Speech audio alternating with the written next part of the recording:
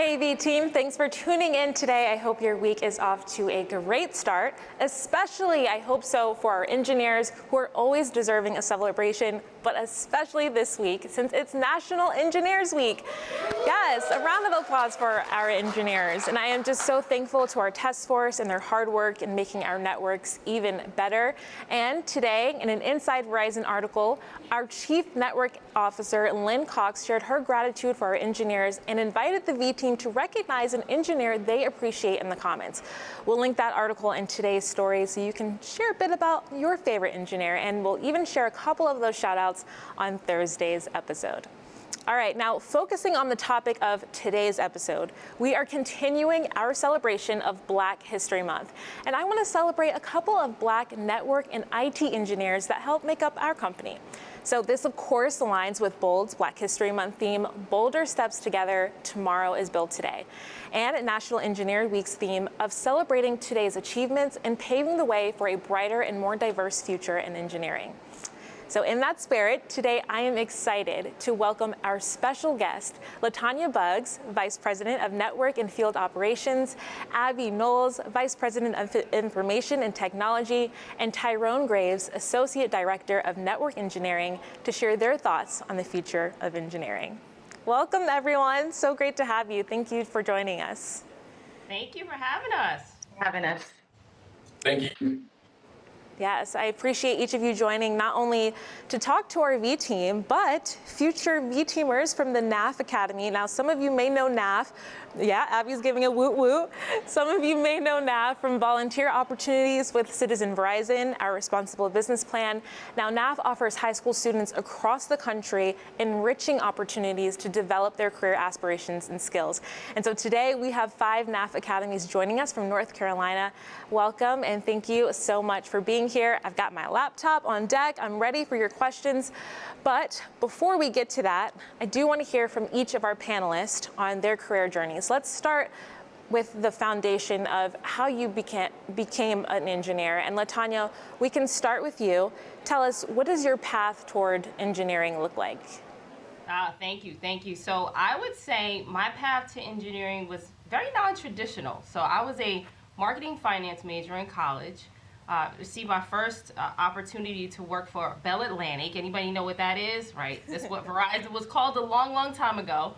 And I was in an operational support role, and I was supporting a team of technology individuals who, I'll be honest with you, I had no idea what they did, as a college hire. So for me, it was all about being inquisitive, taking the initiative to go out and understand what the frontline employees did every single day. So that was where I thought I started to get that interest in technology, to be honest. And that's where it was passionate to me that, wow, this is amazing how this network works. How do I learn more? So after that role, I took on a leadership role in that space, and I kept on getting roles of increasing responsibility up until the construction roles, which allowed me to see how the infrastructure was built, working alongside with the engineering teams.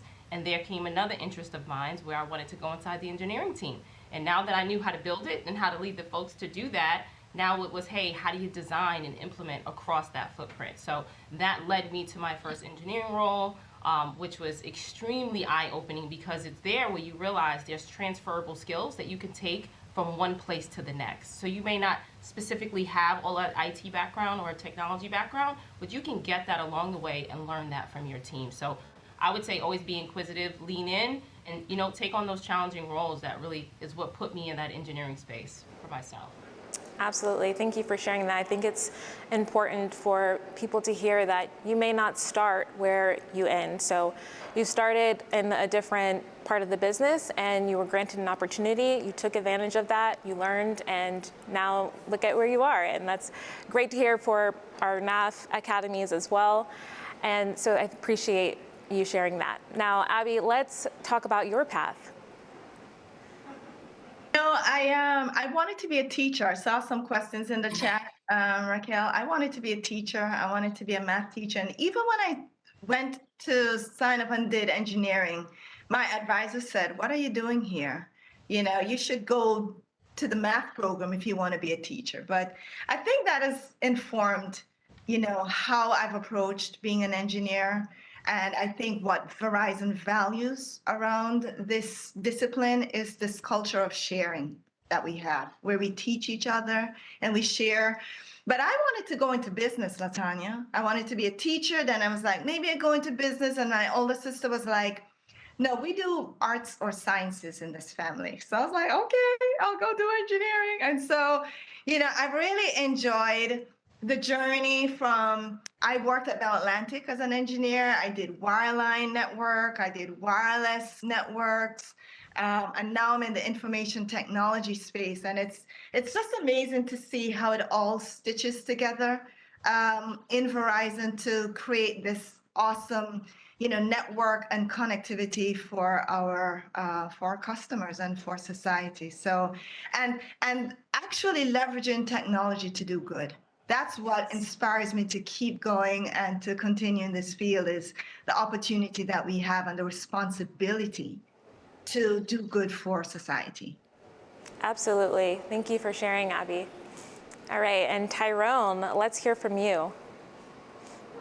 Yes, ma'am. So I started my journey towards engineering after graduating from Prairie View University down in Houston. But during that time, I was an intern for Houston for, I think, 2 years. I started with DAS performance, and I really learned how to make these really, really large DAS systems work to help our customers have the best connectivity in these locations. So I went through an internship with that. Then I went to New Jersey to work on the transport team as an intern still, and then ended network support systems, where these systems help our engineers optimize the network each day. After college, I graduated and came back to Verizon because I loved the work we were doing for our customers. And I started in the in-building space here in Central Texas.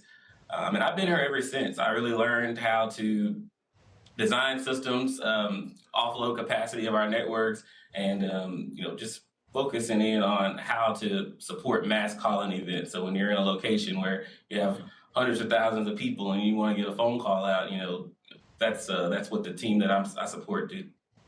So I just recently transitioned into the leadership team through the program called the Pre-Leader program that Verizon has. So Verizon's helped me and grown me into the leader I am today. And I really do appreciate that, because as a network and things evolve, we need new leaders in the space and that can provide good service to our customers. So I appreciate some of the programs that Verizon has to offer to support your passion in leadership and engineering. That's great, Tyrone. Thank you for sharing.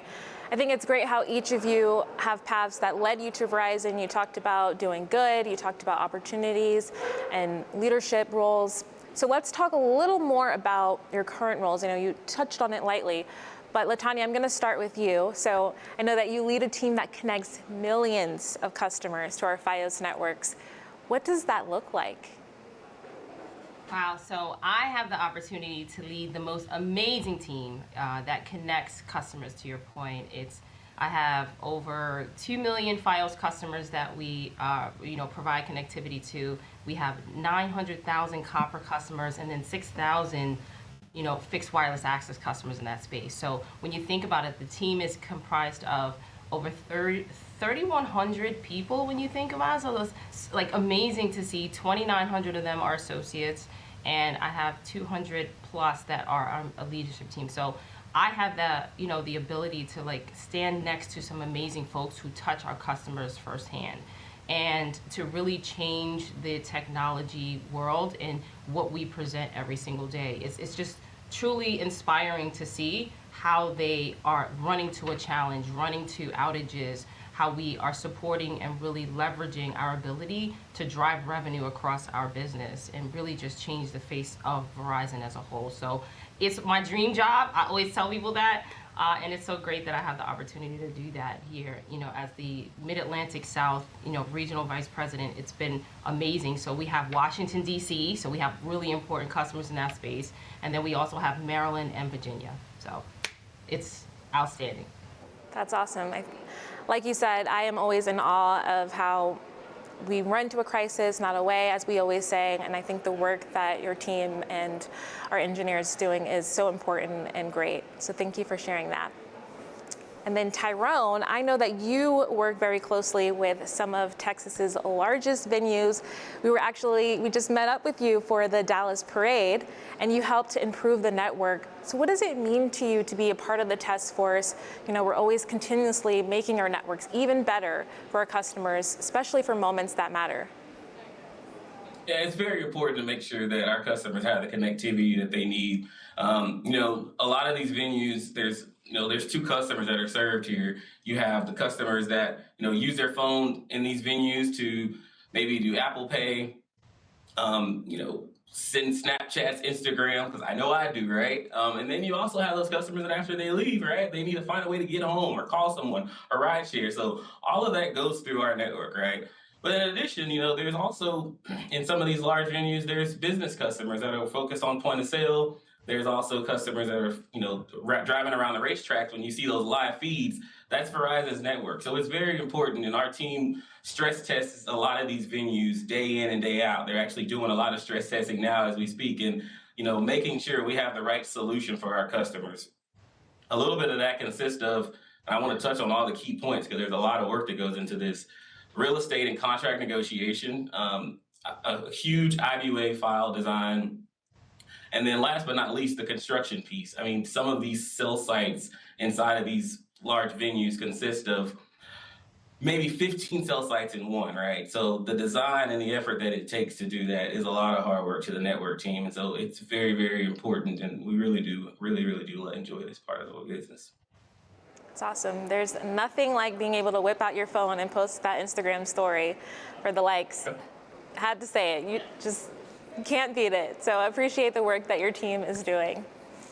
All right, and Abby, moving on to you. I know you're more so on the IT side, but your team elevates the work that LaTanya and Tyrone are doing by translating it into the products and services. Tell us why that's important.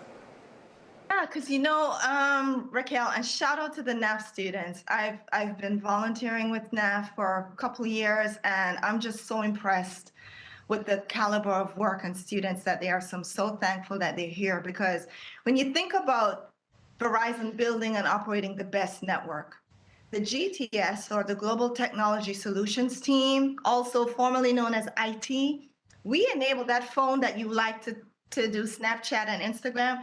We actually enable the phone to work on the network, right? And we enable you to use our app. We have the My Verizon app, the online system when you call, and you use chat services on your phone or online to connect with us to get help. That's what the GTS teams do. We build these applications and products that allow all of the great Verizon network service to actually come to life. And so between the network engineers and the GTS engineers together, Verizon delivers this promise of connectivity. And when I think about this exciting space that we're in, everybody hears about Gen AI, machine learning, and data.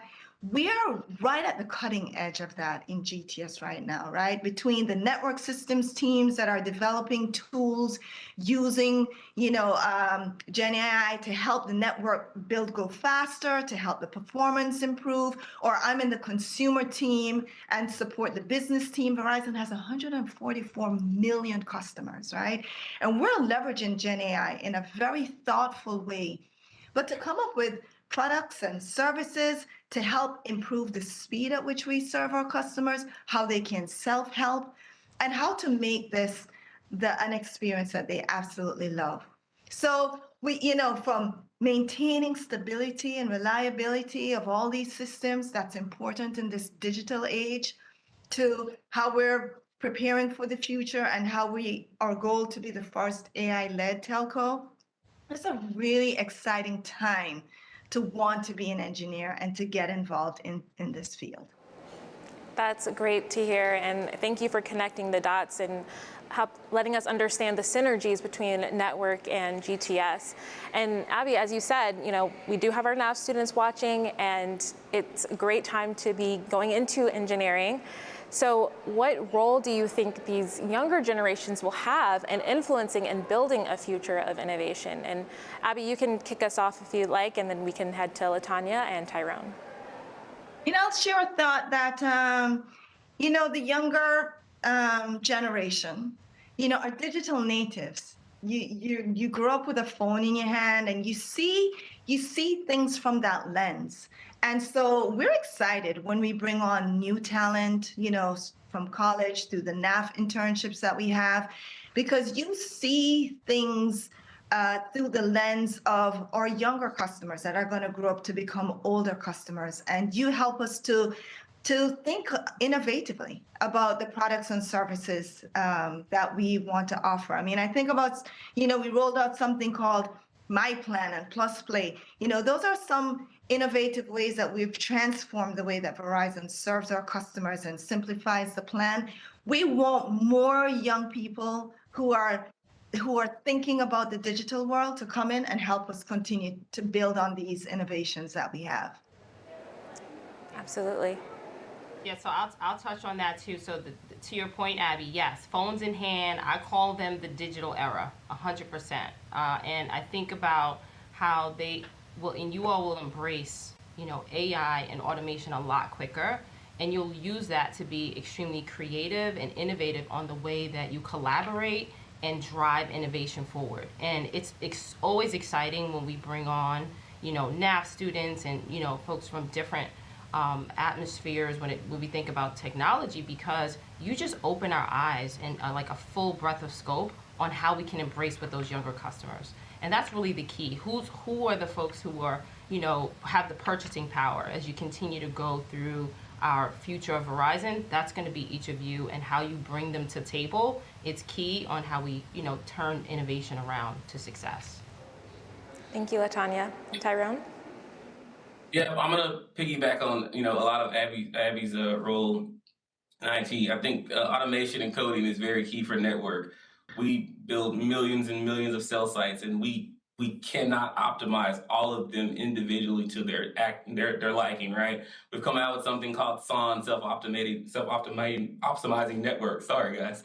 And a lot of that's built off of AI and coding. So, and kudos to Abby's team for helping out with a lot of that. But those type of programs and software developments are going to help us move our network forward and make sure we're always providing the best service for our customers at any given time. So I would definitely focus on coding, AI, and anything we can do to automate a lot of our systems and streamline them, because there's a lot of things in the network that we have. Absolutely. Thank you, Tyrone. And I'm looking at our Slido here. We're getting questions coming in.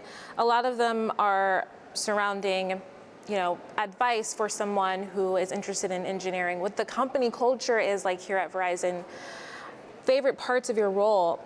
Is there any advice or anything that you want to share in that regard with our NAV students? And whoever wants to speak first, feel free. I would say, as someone who's seeking engineering or looking into the role, do not be afraid of a role that may not have all of the qualifications you think you have all the qualifications for. I think a lot of the times you'll see something and say, I don't know if that'll be fit for me. I know, full transparency, I've done that. And I think you have to just put yourself in front of it, challenge yourself, be inquisitive, ask lots of questions. And as long as you have the attitude and the aptitude, you can do whatever you choose. So I think you just have to go for it. If it's in your gut, just take the steps and do what you can do to acquire the role. I'm going to make a public service announcement, Raquel. Feel free. To really encourage those who are interested, but you might think, maybe I don't have an engineering degree. Look at LaTanya, right? She said it. She's a vice president. She started out in marketing. We have a whole program called Thrive that has brought people in who don't have electrical engineering degrees. And I'm an electrical engineer by trade, but we need more. So it's not, should you? It's yes, we need more minorities, more Black engineers. It's Black History Month, so I'm going there, right? We need more in this field, because if we think about the future, it's digital, it's software, it's Gen AI. And you know what? Everybody's learning it now. It's new for everybody. So now is the perfect time to jump in so that we can catch up. It's a game changer to be involved in technology. It's a game changer for families, for our economics, for the future of our generations to come in the Black community. So encourage your nieces, your nephews, your cousins to get involved. It's going to be even easier to get involved in technology because of Gen AI, because of this digital world that we're living in. So yes, you can. You don't have to be an A student. You don't have to be the brightest person in the class. You just need to be committed and persistent and insist that you deserve a place here and make a space for yourself. Yep. Yeah, and I think to piggyback on that, like, definitely, like I had my first internship as a freshman, right? There's no, and it was with Verizon. There's no limit to when you can start, right? So definitely jump out there, try to get an internship because you get that world experience. You understand where you want to go. Maybe, you're a finance major, like Abby said, and you find out, hey, I like the engineering side of the world or vice versa, right? So I think definitely jump out there and get as many internships as you can, whether they're paid or unpaid, because experience is very, very important in any role that you get into. I think what each of you said is very powerful and helpful for our NAV students. And I'm just going to ask one more question, and of course, thinking of the time here, but we do have a question about specific qualities and skills that it would take to be a successful engineer. I know a lot of you talked about raising your hand and insisting on having a seat at the table, but are there any skills or anything that they can start looking into now as they're in high school that will lead them to this path? I say for me, it was math. Math was one of the passionate things that I always look forward when I was in school, and when I think about transitioning into college, was kind of the reason I picked finance as a background for the marketing piece. But that math then turned into the conceptual ability to really interpret technology as I went along, because that's that whole STEM process. So I would say embrace STEM, lean in, pick the tough courses, and really apply yourself and find that true passion in you that's going to drive you to that next level for your career. That's great. I would just add, in addition, I started getting math classes when I was in 4th grade. My mom took me to get math extra lessons, 4th grade, through high school, even in college. I would go to tutoring sessions. And my point is, Raquel, I've always said this, is get help. Be open to getting help. Because as an engineer, you're going to need to get help from teammates to build, right? I talked about how GTS and network together deliver the promise of connectivity for Verizon. It's because we get help from each other. And that's a really great skill. So if you couple that with the curiosity, right, where you self-learn, you're always curious, why is that working the way it is? You go look it up. That ability to self-learn, coupled with the willingness to get help because maybe you don't understand what you're learning, is firepower to earn that seat at the table and to continue sitting at the table and delivering successfully. Absolutely. Thank you both. Yeah. I'll piggyback on what I mentioned earlier about coding. Right? I think a lot of these colleges and high schools offer coding camps. Jump into those coding camps and see if that's what you want to do. Right? I think the world, as I mentioned, the world needs a lot of the automation and the AI. So definitely take advantage of that at a young age and see if that's a fit for you. Absolutely. Thank you for each of your answers to that. I think very helpful for our NAF students here, and thank you, NAF, for your questions. Now I'm going to move on to our last question, and it is Black History Month. So I'm going to ask each of you if you've been inspired by a Black engineer, and who was that? I know for me personally, each of you inspire me, but curious if either of you have role models or any Black engineers that have inspired you. Yeah, so I'll start. So thank you very much. I would say Katherine Johnson has been the pinpoint of inspiration for me, because when I think about, her being her role in landing a man on the moon and a person on the moon, and being a Black woman and being in the 1960s, just thinking about the challenges she had to endure just to be able to be in the room at the table and being able to make those decisions. It lets me see how far we have come, but it also reminds me how far we have to go, right? We have so much more work to do to get Black women, people in STEM, in engineering, in order for us to continue to thrive in an inclusive environment. And that's everywhere. That's not just here at Verizon. So that's one for me that always hits hard. It hits my heart. Thank you.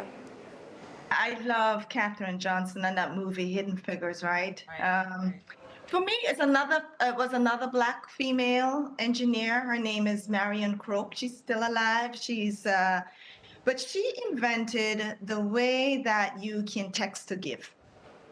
And that came in really handy after Hurricane Katrina, when there was so much devastation, and it enabled, people to be able to give and to donate financially through SMS. And I don't, Raquel, I can't explain, but I didn't even remember her name. I had to go look it up. But I just remembered how that stuck with me. And I think a lot of people think of engineering as like a very abstract field, right? You think of a guy in a hoodie with glasses, and it's really not. Engineering is so much bigger. It's about having an impact on our society, on making the world better. And I think maybe that's why Marion Croak's invention stuck out with me. And we also have engineers right here. And I'll give an example. There's a Black male engineer in GTS. His name is Kirk Campbell. He had 4 patents last year. His patents, along with other people, other teams that helped to improve the way that Verizon's Edge network performed. So even right here in Verizon, we have our own inspirational engineers that are doing amazing things. Shout out to Kirk and all the other the folks who got patents last year. Yes, shout out to Kirk. And I didn't know that about Marion. We use text to give all the time. That's great to know. Thank you for sharing that, Abby. And lastly, Tyrone. Yep, shout out to Kirk. Appreciate it. So I'm going to go with the Ron McNair from North Carolina A&T. He graduated from North Carolina A&T with an engineering degree.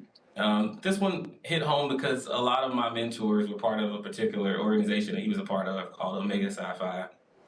And he was the second African American on the moon, and he actually went twice. So that one really inspired me, just because a lot of my mentors referenced him and a lot of things that he did positively. It's great, Tyrone. Thank you. Thank you to each of you, Tyrone, Abby, LaTanya, for joining us today. Really appreciate it. Thank you for having me. Thank you. Thanks, everyone.